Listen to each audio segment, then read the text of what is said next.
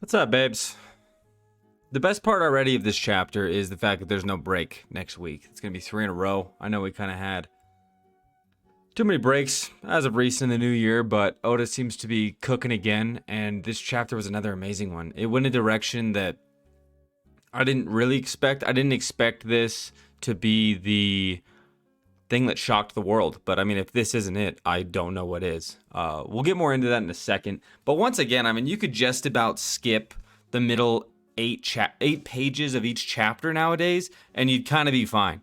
It does a good job of like world building and kind of telling you what's working in the background, but the exciting shit happens at the very beginning and at the very end, and I think Oda understands that. This beginning wasn't too exciting. It just seems like they're going to bring Caribou back to Blackbeard because of the information that he has. Like I said, I don't think that's going to buy him much time after that, but we'll see. They're not going to really have use for him besides that information. And I think now that people like Katarina and some of these other Titanic captains, I forget exactly what they're called, are more in the forefront, I think we're going to see their cruelty and their like just presence as a whole in his crew. But it's just kind of him. It's Blackbeard's crew. That man controls everything. Plain and simple. Pacifistas are giving these guys a lot of trouble. We see some vice admirals go to work, but we see that there are no match for Dorian Bragi, which comes as no surprise because Dorian Bragi were weirdly power scaled like just about perfectly. Kind of blows my mind how that happened, but they were. Like, it makes sense to me. Like, I just read Little Garden, and I'm just like, yeah, like them whooping some vice admiral ass is easy money for them. Like, Bragi just smacked him once, and that was it. And he's like, yep, that's it. And it's funny that he doesn't notice Frankie. Like, he's like, I don't even know who is this guy. I think I noticed you from a bounty poster, maybe. He's like, yeah, I think I might be worth more than you. But there's like, you got to go out back, grab the ship, and we're going this way. The other giants are kind of securing the package as well. But after reading, I'll get more into it at the end. But more, he's headed to the danger zone. Dorian Bragi are. And I don't think that's going to be the best. But we do have a lot of vice admirals that are going to face off against some of the other Straw Hats, kind of bump up their levels a little bit.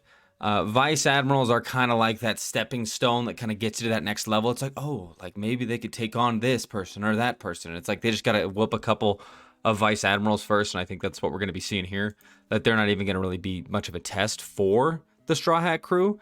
But then we get into the bulk, the meat, the cheddar of the chapter. And something I said that was going to happen absolutely happened.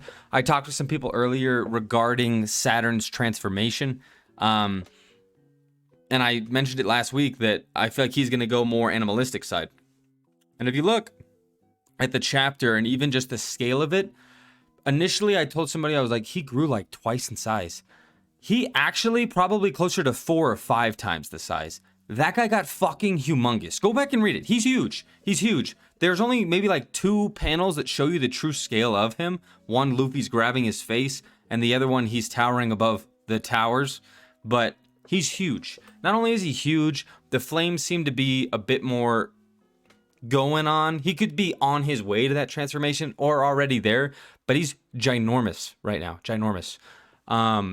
He reminded me a bit of Magellan when I saw him melting the trees. I was like, this is some Magellan ass shit. We know how busted that power is, and we've seen it beat Luffy before. And I think that whatever the venom is, that is probably closer related to darkness, is really going to test Gear 5. I think that it's going to do something to Luffy that he can't truly combat, and we're going to realize, okay, Gear 5 has a weakness. Because as it stands right now, I don't really see it. Like, I see him taking damage, I see him taking hits, being a goofball, but those hits don't really seem to do damage. I see him not having the most endurance and using that form, but in terms of taking damage and overall, like, just what he's able to endure, it looks like I don't even know where it is on the scale. Like I've been saying, it's kind of a tough one to put, and I think that that's on purpose, just because it is kind of a cartoony power. It's like, where do you put it? Where is it? And it's kind of tough because it's like a rubber band. It's literally like rubber. It could go as far as it needs to. But I think we're about to see the start of a wall for it. Sanji's actually leaving. So I think most of us, including me, thought that he might be fighting Kizaru. That no longer seems to be the case. but I don't really know what's about to happen because of the end of this. So Kizaru finally shows some stuff. I can't even say his stock went up, maybe just like a little bit. It can't be a lot because clearly Sanji is preoccupied. You could argue observation. We could go in circles with this. The point is he kicked him, and then he ruthlessly killed Vegapunk. That man is fully, I was so wrong the other day, he is fully a Marine. He's like, no, I'm doing the shit. And he just gives him another hole. He's like, your little body, how about another hole in there? And he's like, dude, are you fucking serious? And we don't really see Vegapunk coming back from this. He's just not gonna. He's just not gonna. I mean, I could see like a small chance of it, but it would seem almost like a cheat. And considering how this chapter ended as well, that man's dying, dead, or going to die, which is also known as dying. The end of this chapter shows Luffy humongous. Look at that top left on the final page. Look at the top left panel. They are fucking huge right now. It's kind of tough to tell because of the foreshortening. I've been drawing. I know some words. The foreshortening on him grabbing Kizaru, which clearly hurt him. I don't think that dude's going to be in the fight too much. But I think Dory and Broggy are about to die. The reason that I say that is obviously biased because I just read Little Garden.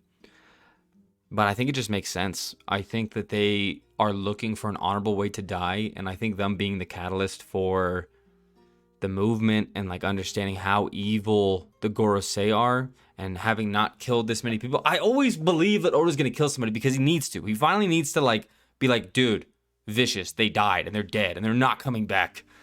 Will he do it? I don't know. But I could see them dying. They talk about dying an honorable death, the fact that they're in their prime right now, and I think Luffy's about to be surprised by the poison. And they're going to be like, dude, you saved us once, we owed you one. And this is our one, and that's it. How that's completely going to shake out, I'm not sure, but it looks like Sanji's gone.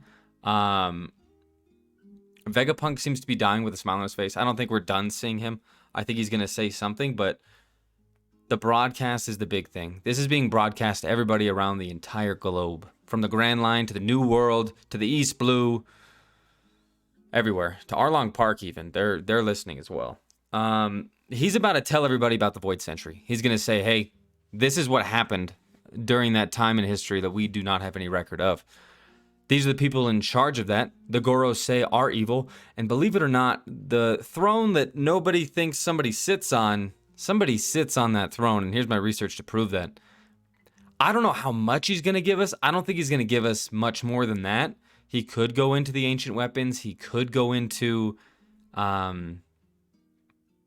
really the One Piece, but the poneglyphs and like everything there. But I think we have enough information there where his info dump isn't really necessary. But he's definitely going to shed some light. Not as much light as we would need or want, but that man's been doing research. That man's a genius, and he's about to spill the beans. And I think this is where all of One Piece is about to turn, and you realize that they are the bad guys. That the Gorosei, the world government, is the wrong side, and this is the history behind it. But I think it might even go beyond that, but I don't know how. All I know for sure is that it still has to remain inconspicuous on Blackbeard and Shanks. Like, we still don't know what they're doing. But yeah, the only person I want to comment on in seeing this broadcast is Dragon. That man is going to be like, damn, he finally said it. But he's watched his friends die. He's watched his underlings die. He's watched almost his son die. But at the end of the day, whatever mission that he's going to accomplish, I think we're finally going to start to paint the picture on exactly what that might be. But they clearly need Nika in order to do that. And I'm excited to hear what Vegapunk has to say. And it's just next week. It feels like we deserved a break this week, but luckily we didn't get one. So I'm excited to talk about it next week. I'll see you guys then. Have a blessed weekend. Peace out.